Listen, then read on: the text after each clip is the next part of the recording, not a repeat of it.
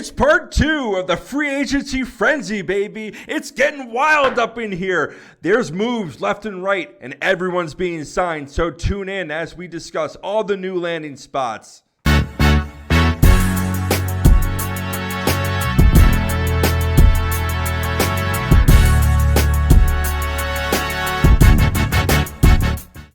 And welcome back to the Standard Fantasy Football Podcast. I'm your host, Chris. Jono's not with us today, but we're going to tune in to talk about the free agents that have signed since last week, some trades that have been made. We'll go position by position and talk about some of the fantasy football impacts that these guys will have on their teams. Let's start off with the big news, right? Justin Fields traded from the Chicago Bears to the Pittsburgh Steelers. The trade was for a sixth rounder that's contingent on his playing time, and that can become a fourth rounder. Now, Russell Wilson is already there, as we all know. But Russell Wilson, he's between both these guys, they're only paying about $5 million. So they're a win-win situation for Pittsburgh. You know, if Russell Wilson comes out, they go 0-3, 0-4, 0-5. They have a losing record. Why not throw Justin Fields in there? But if they go in there and Russell Wilson is really handling this offense, then you have a guy in Justin Fields that gets to learn behind Russell Wilson. They're going to have control over his contract. They're not going to have to pay Russ long-term. They're not going to have to pay Fields long-term unless they really want to. And then you save on your draft pick, only having to dish out a sixth-round pick.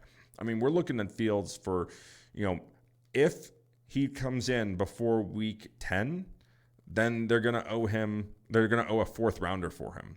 If he comes in, before that, then yeah, he might, they might owe if after that, they're going to owe a sixth rounder. So fantasy impact from this is huge.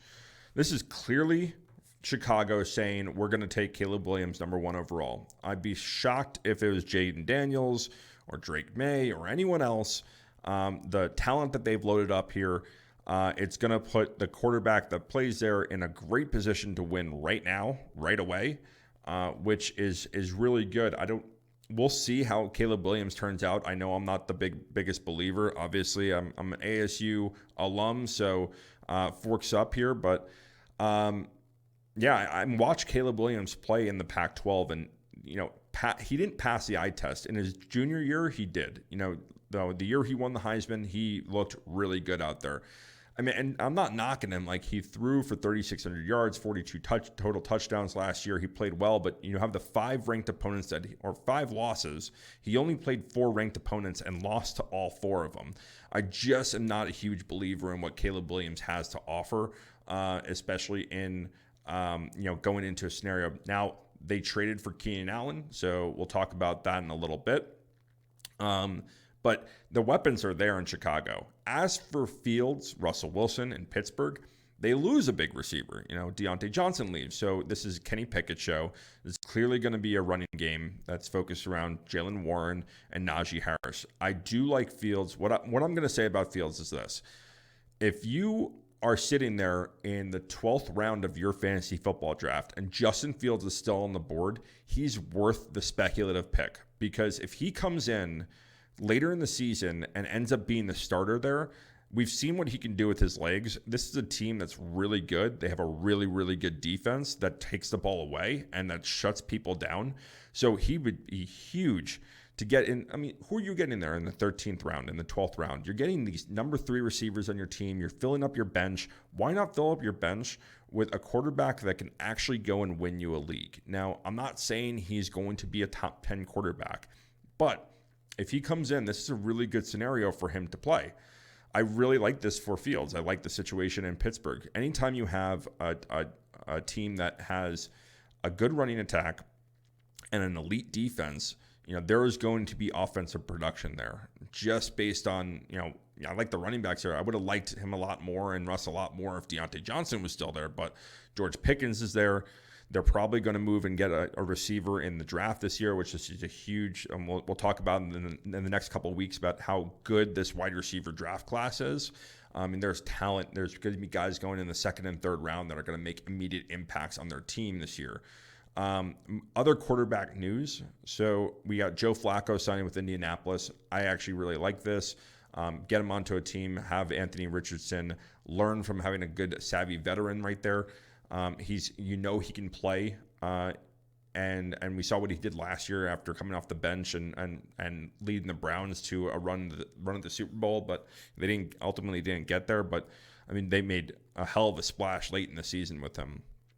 The other big quarterback trade that happened this week is out of Pittsburgh as well. Kenny Pickett was traded to the Philadelphia Eagles. It was a fourth rounder it was Kenny Pickett and a fourth rounder for a third and two seventh rounders. Now, Kenny Pickett is going to have no fantasy relevance. He's not playing behind Jalen Hurts. He's going to serve as only a backup on this team. There's not much news, I guess. When Russell Wilson came in, Kenny Pickett thought it was going to be an open competition and ended up not being an open competition. I don't know why Kenny Pickett would have thought that. I mean, you have a guy that in the last two seasons, that passing offense has been abysmal. 25 passing touchdowns in the last 2 years. And, they have the elite defense to make a run at a Super Bowl. And they need competent quarterback play. And say what you will about Russ or Justin Fields, but they're competent enough to at least keep you in games, if not win games. Kenny Pickett was just not that. Like he just couldn't run that offense. He was one of those guys that came out of college and flashed at certain times, and really, he's a Pittsburgh native. They took a chance on him. He didn't pan out, and he's going to serve as a backup. He is going to be a backup in this league. He's just not. I don't think he's better than 32 other guys that are coming in or are already in the league. Running back news. I know we talked a lot about this last week, but just recapping, Derrick Henry goes to Baltimore. Great. I mean, this is terrifying for offenses out there. I mean, a lot of people were knocking on Derrick Henry last year. The guy still rushed for 1,000 yards on a bad team. And we've seen what Baltimore has done with aging running backs in that system. The run threat from Lamar Jackson alone is good enough to keep defenses on their heels. So that Derrick Henry is going to have looks that he's never seen before in his career. I mean, think about that. I mean, he's going to have wide open holes. Gus Edwards was able to be fantasy relevant. Justice Hill was fantasy relevant. Latavius Murray was fantasy relevant in this offense. Now you bring Derrick Henry in there, and he's going to make a huge impact. I'm looking for him early in the second round. I know last year he was dipping down into the second round, and I told people they were crazy for that. I think this year he's going to drop down into the second round. I still like him at the back end of the first round. I'd be willing to take a chance on him. I like him as maybe a top. I would say he's going to be a top 10 running back this year, if not a top 5. I think it's hard for you to make that argument that he's going to be a top 3. But he's in that conversation. He's not overtaking McCaffrey, and I think Saquon's in a really good position this year to be fantasy elite. And Derrick Henry he's going to be putting up great numbers for you all season long. So if you get him at the end of the first round into the early second round, you're going to get a steal because he's going to be efficient all year round. Zach Moss signed with Cincinnati. I really like this move. Again, Zach Moss proved himself to be a running back that is capable of handling an offense. And the way that this offense is trending right now is they're going to be relying on the running back. Him and Chase Brown are going to be, the two running backs there. Chase Brown was really effective at the end of the season, especially in the screen game. Zach Moss is efficient enough to just handle the workload. And then Mixon gets traded out of Cincinnati, goes to Houston, and I really wasn't sold on this to start off.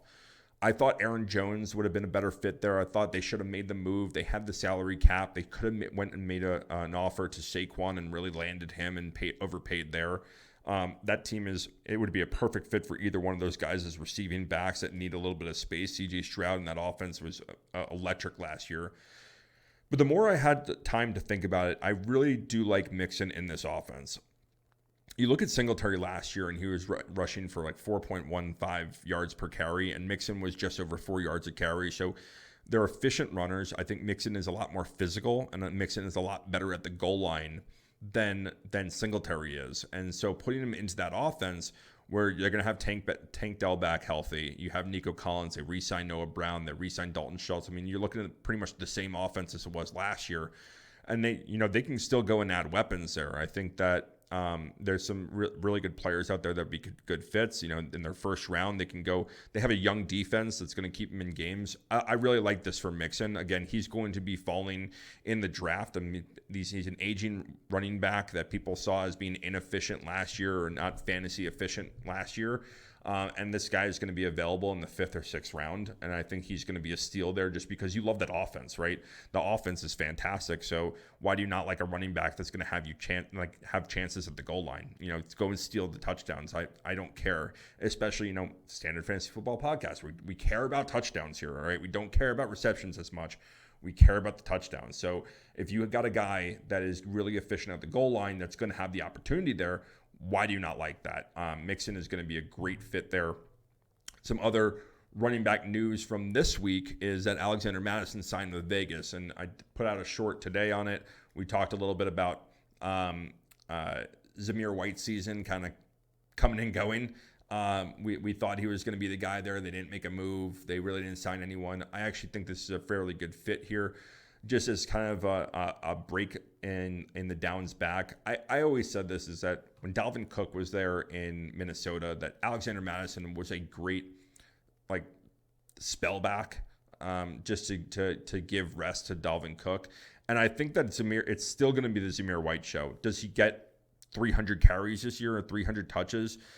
Probably not. He's probably going to be around the 200 to 250 range. But I still think that's a RB, he's still going to be the RB1 on that team. And he's going to be, a low-end RB2, RB3 fantasy-wise. And he's going to go late in drafts. I mean, Alexander Mattison is not going to take enough work away from him to say that it's going to cut into Zamir White. They have a young guy in Zamir White. They're going to give him the touches. He was good last year. And you look at the last 4 games when he actually started as running back, and he averaged 10+ fantasy points per game in the standard. In 3 of those 4 games, he had over 100 all-purpose yards, and in the 4th game, he actually scored a touchdown in that. So 4 straight games of 10+ fantasy points. That's really good production from an offense that we didn't think really we thought they were just giving up. The no quarterback, Aiden O'Donnell, starting at the end of the season, they really weren't that efficient or weren't going to be that good, but they ended up being really relevant, and he was surprising, especially look at the Kansas City game, and then these were the Super Bowl champions last year, and look what they held San Francisco to, and Zamir White thrashed them. I mean, was gashing big run after big run, just really efficient, these 7-yard chunk plays, and then as a receiver out of the backfield, he was really good too. So there's 2 other smaller moves that I want to just briefly talk about at the running back position, and that's A.J. Dillon re-signing with Green Bay. I don't think this hurts Josh Jacobs at all. I think that Josh Jacobs is still going to be the guy there, and he's going to be the guy taking 90% of the touches there. A.J. Dillon is a great goal line back, great short yardage back.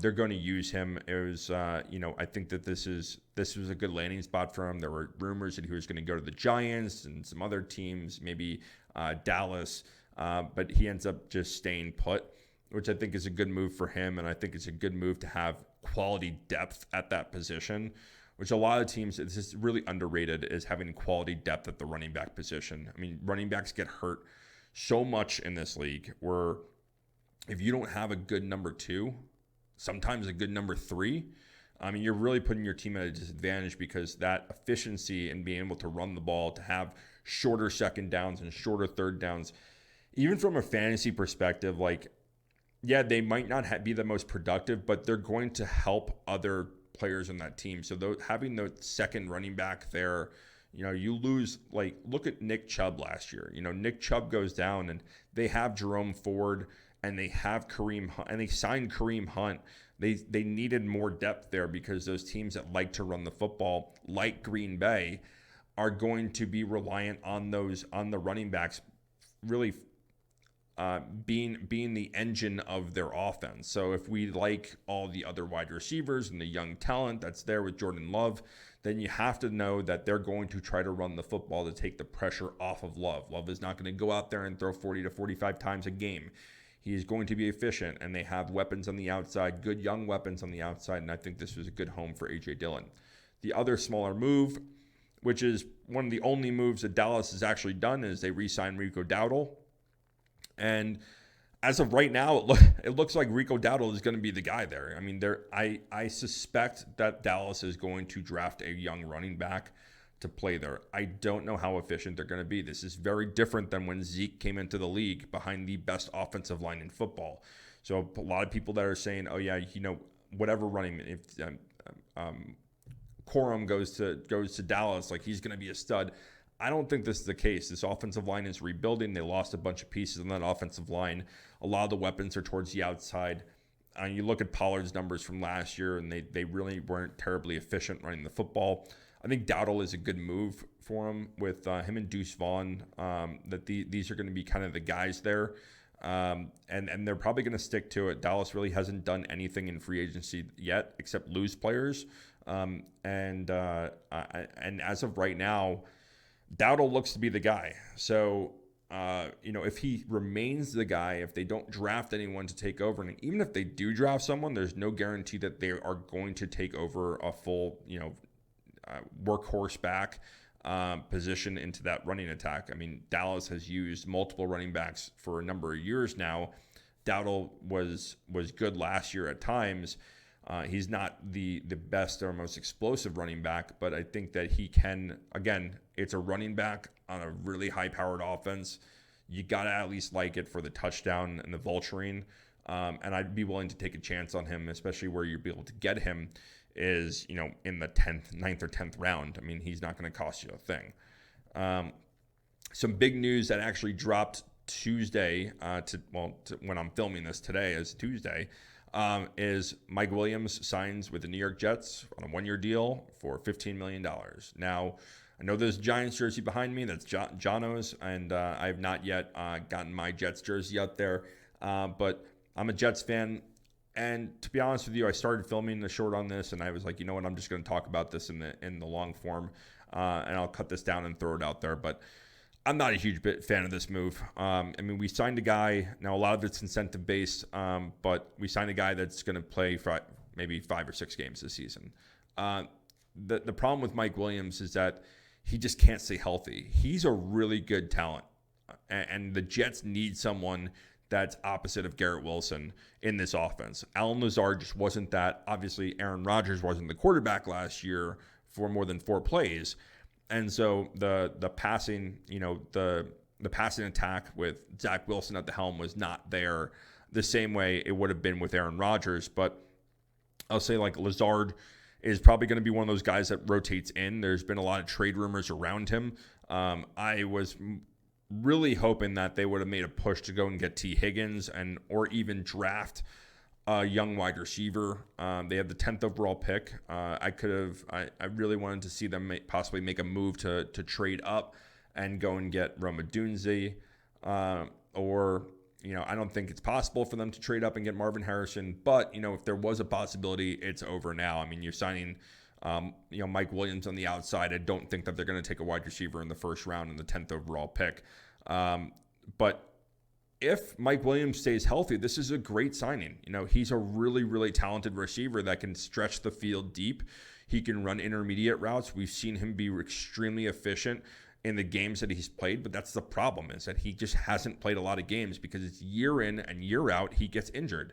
Whether it's a hamstring issue, whether it's a major ligament issue, and he's coming off an ACL too. Let's not forget that. It was earlier in the season. He got injured, I think, week 3 or week 4 of last season. And he's had plenty of time to recover from that, or will have plenty of time to recover by the time that training camp gets here. But you're signing a guy that's perennially injured, and I don't like any team that signs guys that are perennially injured.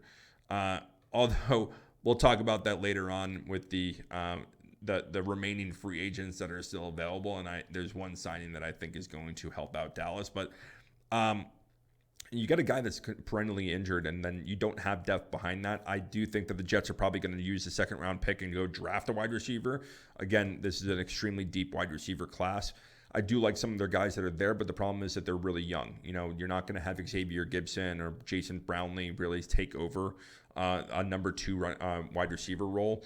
And if they keep Allen Lazard, then maybe that's a good wide receiver core to have is, Mike Williams, Lazard, Garrett Wilson. You start really filling out those pieces and maybe add a piece at tight end that can really elevate that offense. Some other wide receiver news is KJ Osborn goes to New England. I think this is a good fit for them. They needed depth. They have Kendrick Bourne there on the outside. They lose Devontae Parker, who's goes to the Eagles and whatever. It's a do nothing. I guess he's better than Julio Jones as a number 3 there, but I'd probably take out Zacchaeus over Devontae Parker at this point. But I like KJ Osborn there. I mean, they're going to need pass catchers. They're clearly going with a quarterback in the first round. I mean, you're looking 1, 2, 3 in the draft. It's going to be quarterback. And whatever order that's in, it's more than likely going to be Caleb Williams, Drake May, Jaden Daniels. Drake May and Jaden Daniels can flip-flop. Caleb Williams is probably going to go to the Bears. But KJ Osborn is a good weapon to have there. I mean, he doesn't have the greatest hands, but he creates separation. He was really efficient in Minnesota with Kirk Cousins throwing the football. You get him and Kendrick Bourne on the other side, and you start piecing together some weapons there. They still have a lot of holes on that team, so I don't think that KJ Osborn is going to be extremely fantasy relevant. But he is a good number 2 to have there, and if they have Jaden Daniels there, and Jaden Daniels actually starts to play well and gets protected, Hunter Henry's there. They start to build some weapons there, and it's not going to cost them a lot of money.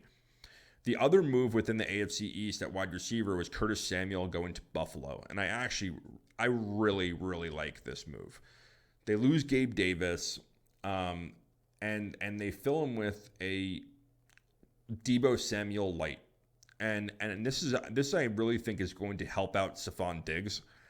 You get a guy that is going to help out both Josh Allen and Stephon Diggs because he's going to have the screen game open.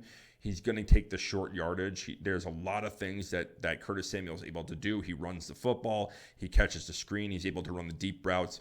This is a really good sign. I think that he has potential to be a wide receiver 2 in fantasy and be relevant there.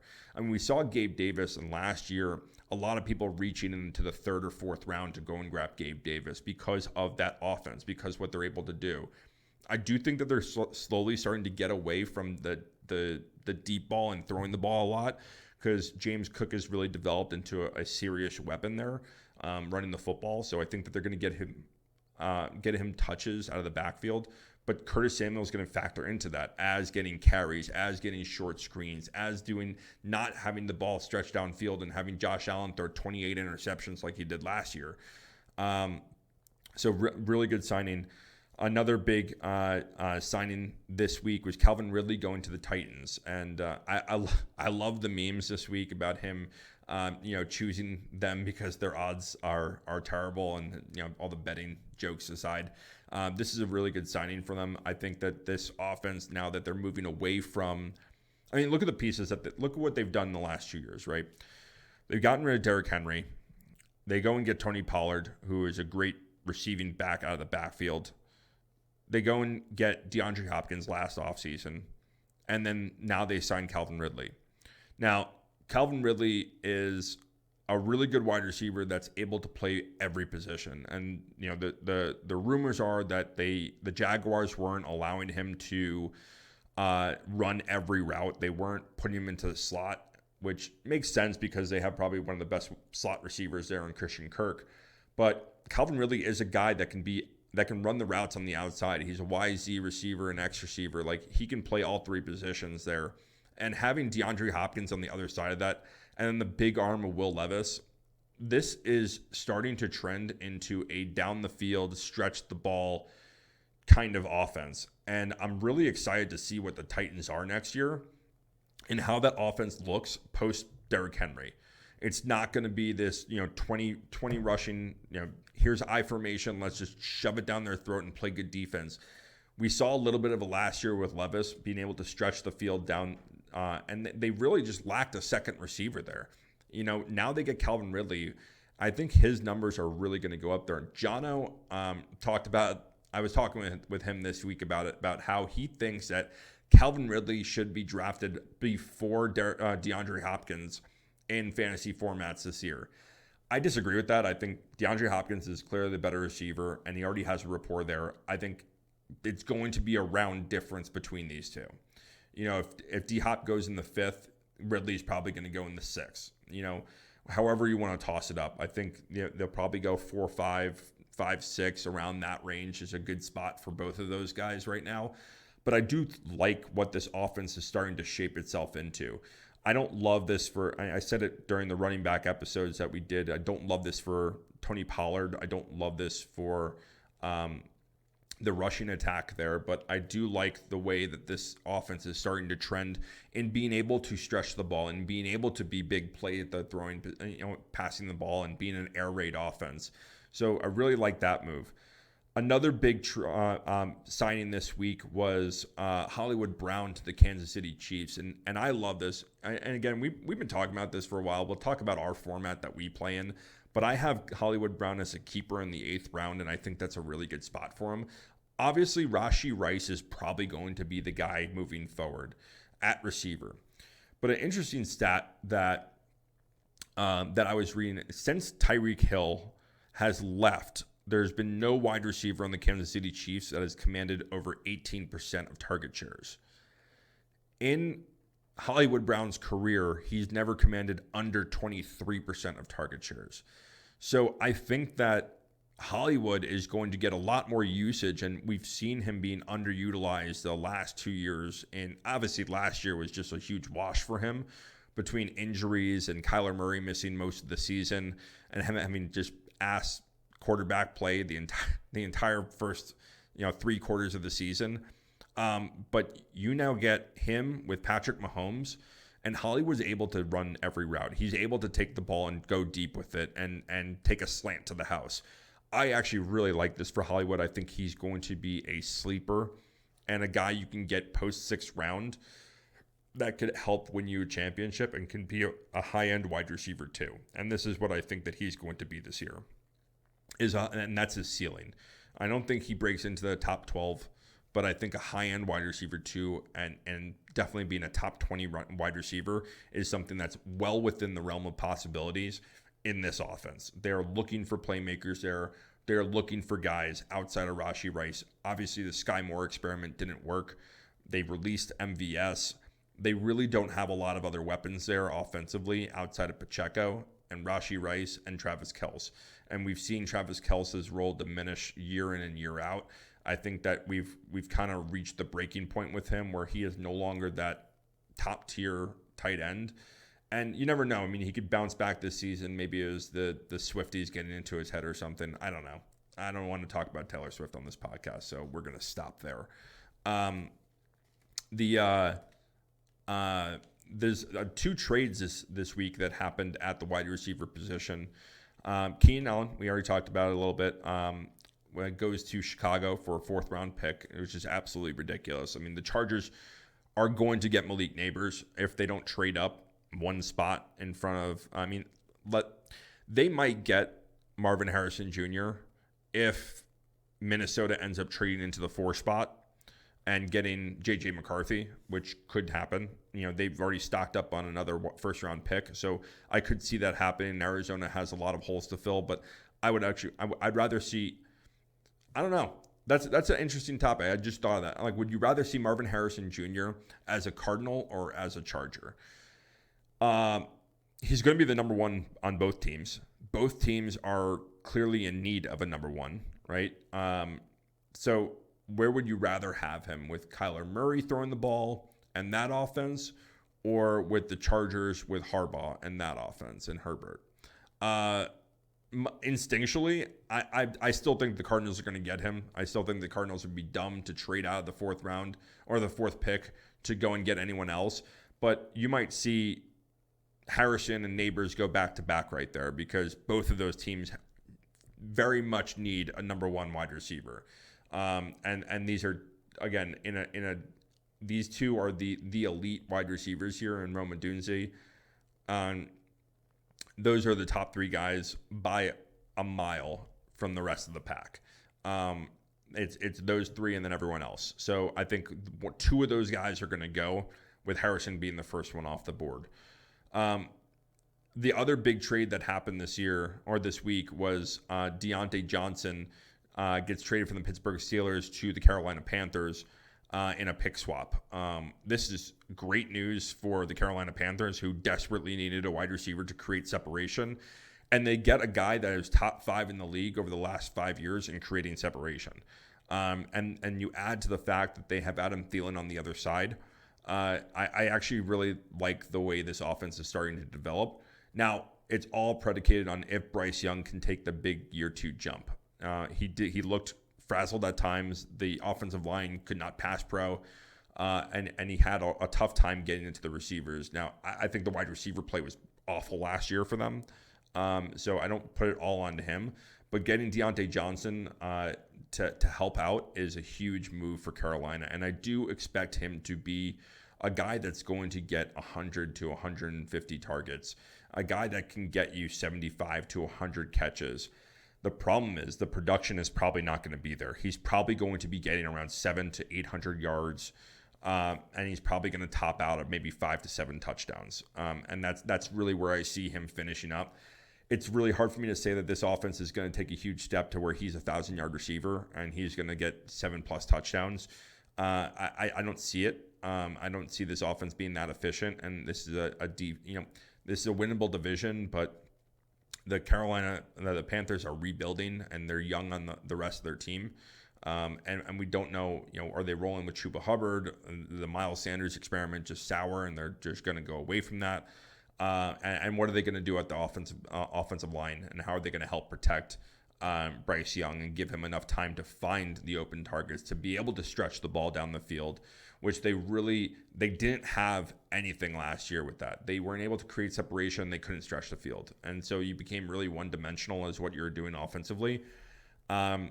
So there's not been a lot of big tight end news this week. But what I will say is we'll spend a little time talking about 4 offensive players that would possibly have fantasy relevance if they go to the right teams.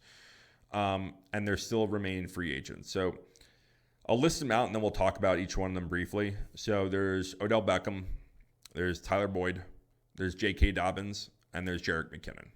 And those are the 4 that I really think that have a chance based on where they go to continue to be fantasy relevant. Now, let's start OBJ. Now, a lot of people thought he was going to be the clear number 1 in Baltimore last year, but the truth of the matter is that Baltimore is a running offense. They don't throw the ball as much as other teams. Even though Lamar Jackson won the MVP, you look at his passing numbers and it was around 3,300, and he wasn't, he's not throwing for 4,000 to 5,000 yards, and he's not throwing 35+ touchdowns in the season. They're going to be predicated around running the football. And OBJ just wasn't a great fit there as a piece of that offense. Now, I think he ends up going to a team that really needs a number 2 receiver that does like to throw the football. And Cincinnati would be a really interesting position for him. Now, Cincinnati wants to get their deal done with T. Higgins. They want to keep T. Higgins around. They're trying not to trade him. Their asking price is a little high for T. Higgins right now. But T. Higgins is not, he's currently a Cincinnati Bengal, and he's currently under the franchise tag, and he still currently wants to be traded. His landing spots, again, we talked about Arizona and the Chargers, Dallas and the Giants. Those are teams that all could need a wide receiver, and T. Higgins could go into any one of those spots outside of Dallas and instantly become a wide receiver 1. OBJ is not a wide receiver 1 anymore. He's more of an ancillary piece, but he is a good fit. When you have a passing rate offense, I think Dallas would be an interesting fit for him as well. I don't think a reunion with the Giants is set up. I've heard a lot of rumors about OBJ going to the Jets, and I don't love it. I think he's, we just paid Mike Williams, 1 year, $15 million. You're going to go and pay another guy that struggles to stay healthy, and it's at the twilight of his career. $8+ million just to fill a position there. I don't think he's going to do as much as he's not the receiver that he once was, and he hasn't been that way for a long time.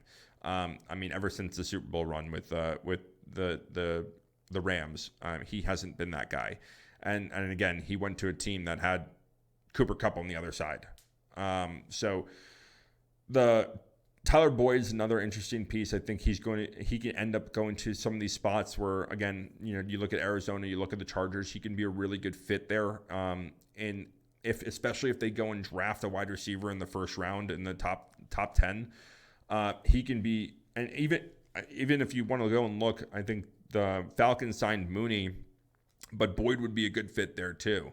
Opposite Drake London.